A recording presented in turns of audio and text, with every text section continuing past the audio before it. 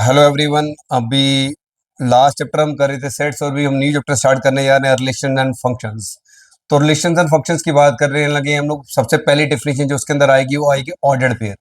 Ordered pair क्या होता है? Pair of elements, pair of elements group together, group together, group together in a particular order, in a particular order, in a particular order, in a particular order. जब एक element की जोड़ी एक particular order में दिखती है उस जोड़ी को हम क्या कहते हैं? ऑर्डर्ड पेयर कहते हैं, इन ए पर्टिकुलर ऑर्डर। जैसे मैं एग्जांपल देके बताता हूँ, सपोज एक्स वाई की बात करते हैं तो ये एक्स वाई क्या है? ऑर्डर्ड पेयर है। एक्स वाई क्या है? ऑर्डर्ड पेयर है। तो मैं अभी बात करने लगा हूँ एक्स वाई ऐसा दिखेगा, या फिर ऐसा दिखेगा ए बी, ये भी ऑर्डर्ड पेयर है। ये भी क्या है? ऑर्डर्ड पेयर है। क्या बोला मैंने? एक्स वाई दिखे या ए बी दिखे, इसको बोलते हैं ऑर्डर्ड पेयर। इनके अपने कुछ नाम होते हैं। जैसे मैं एक्स की बात करूं तो एक्स को बोलते हैं अब्सीसा। क्या बोलते हैं? अब्सीसा। और वाई को बोलते हैं ऑर्डिनेट, वाई को बोलते हैं ऑर्डिनेट। तो सिंपल सिंपल भाषा में बोलेंगे कि दो एलिमेंट की जोड़ी को हम लोग बोलते हैं ऑर्डर्ड पेयर। जैसे 2 3 लिख दिया, ये भी ऑर्डर्ड पेयर है। पहले वाले को अब्सीसा बोलेंगे, दूसरे वाले को क्या बोलेंगे? ऑर्डिनेट बोलेंगे। फिर नेक्स्ट टॉपिक इसके अंदर आएगा इक्वलिटी ऑफ ऑर्डर्ड पेयर, कि दो ऑर्डर्ड पेयर इक्वल हो सकते हैं। अगर होंगे तो क्या होगा? जैसे मैं कहता हूँ एक्स वाई ए बी के इक्वल है, क्योंकि दोनों ऑर्डर पेयर है। अगर ऐसा हुआ, ये तभी पॉसिबल होगा अगर x a के बराबर हो जाएगा और y किसके बराबर हो जाएगा? b के बराबर हो जाएगा। पहले वाला पहले के बराबर, दूसरे वाला दूसरे के बराबर आ जाएगा। इसके बड़े बड़े ऑब्जेक्टिव देखेंगे। जैसे क्वेश्चन आया कि एक्स वाई अगर 2 3 के बराबर है तो बताओ x कितना होगा, y कितना होगा? तो सिंपल सा आंसर है कि x जो होगा वो 2 होगा और y जो होगा वो 3 होगा। मतलब पहला वाला पहले के बराबर, दूसरे वाला दूसरे के बराबर। x a के बराबर और y किसके बराबर? b के बराबर। नेक्स्ट जो डेफिनेशन इसके अंदर आने लगी है वो कार्टेशियन प्रोडक्ट। ये सबसे इंपॉर्टेंट डेफिनेशन है, इसके अंदर ही सारा चैप्टर घूमता रहेगा। Cartesian product of two sets. तो डेफिनेशन की अगर बात करें, let A and B are two sets, A and B are two sets, ये दो सेट्स दिए गए। Then then Cartesian product of A and B, then Cartesian product of A and B is denoted by, उसको हम denote कैसे करेंगे? Is denoted by, उसको हम डिनोट करेंगे किससे? Denoted by A cross B से। फिर ए क्रॉस बी से डिनोट तो कर दिया, अब डिफाइन किससे करेंगे? डिफाइन कैसे करेंगे वो सुनिए। एंड इज डिफाइंड एज, इसको जब डिफाइन करेंगे तो ए क्रॉस बी के अंदर क्या आएंगे? ए क्रॉस बी के अंदर ए बी आएंगे। सर ये ए बी वही वाला ऑर्डर्ड पेयर? हाँ ये वही ऑर्डर्ड पेयर है। इसका मतलब ए क्रॉस बी के अंदर ऑर्डर्ड पेयर आएंगे और ऑर्डर्ड पेयर में क्या होगा? ए एलिमेंट किसका होगा? ए का होगा और बी एलिमेंट किसका होगा? बी का होगा। मैं जब भी बोलूंगा कि ए क्रॉस बी का मल्टीप्लाई करें, मल्टीप्लाई करने वाला कार्टेशियन प्रोडक्ट करें, तो उसके अंदर ऑर्डर्ड पेयर आएंगे। पर एक बात याद रखना कि ऑर्डर्ड पेयर में पहला एलिमेंट पहले का होगा और दूसरा एलिमेंट किसका होगा? दूसरे का। मैं क्या एग्जांपल से बात करता हूँ। सपोज ए दे दिया 1 2 और बी दे दिया 3 4। मैं तुम्हें कहता हूं कि चलो भाई चलते हैं इसका कार्टेशियन प्रोडक्ट निकालने के लिए, तो आप बोलेंगे चलो स्टार्ट करते हैं।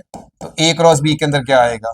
ऑर्डर्ड पेयर बनाने हैं, पहले 1 जाएगा ऑर्डर्ड पेयर बनाने के लिए, तो 1 जाके 3 को हेलो बोल देगा, ऑर्डर पेयर बना देगा 1 3। नेक्स्ट 1 फिर किसके पास हेलो बोलेगा? 4 के साथ, तो 1 और 4 का ऑर्डर पेयर बन गया। अब 2 की बारी आई, 2 भी सेम ऐसे ऑर्डर पेयर बनाएगा, 2 3 2 4। तो ये टॉपिक जो आया इसको बोलेंगे कार्टेशियन प्रोडक्ट। कार्टेशियन प्रोडक्ट के अंदर ऑर्डर्ड पेयर आएंगे। ऑर्डर्ड पेयर में क्या होगा? पहला एलिमेंट पहले का और दूसरा एलिमेंट क्या है? दूसरे का। तो इसकी कुछ प्रॉपर्टीज भी होती हैं, मैं प्रॉपर्टीज की बात करता हूँ। जैसे कोई पूछेगा ए क्रॉस बी यूनिट सी किसके बराबर आएगा? ये इसकी पहली प्रॉपर्टी है। ये सिंपल आएगा A cross B union A cross C. अच्छा अच्छा सर ये क्रॉस मल्टीप्लाई हो गया? हाँ सिंपल मल्टीप्लाई हो गया, तो ये इसकी पहली प्रॉपर्टी आ गई। यूनियन के बजाय अगर इंटरसेक्शन आएगा तब भी कहानी सेम ही रहेगी almost. A cross B intersection A cross C, तो ये भी कार्टेशियन प्रोडक्ट आ गया। अगर नेक्स्ट में बात करूंगा ए क्रॉस बी माइनस सी, तो ए क्रॉस बी माइनस सी कैसे निकालेंगे? सेम कहानी पहले जैसी, ए क्रॉस बी माइनस ए क्रॉस सी, तो ये इसकी थर्ड प्रॉपर्टी आ गई। लेकिन कभी कभी पूछा जाता है कि A cross B B cross A के इक्वल हो सकता है? ऐसा होता नहीं है, ये कभी बराबर होते नहीं है। लेकिन अगर हो जाए तो इसकी एक ही पॉसिबिलिटी है, वो पॉसिबिलिटी ये है कि ए बी के बराबर होना चाहिए, तभी ए और ए क्रॉस बी और बी क्रॉस ए इक्वल आएंगे। अदरवाइज को तुमसे पूछेगा कि क्या दोनों बराबर होते हैं? कहना नहीं होते हैं।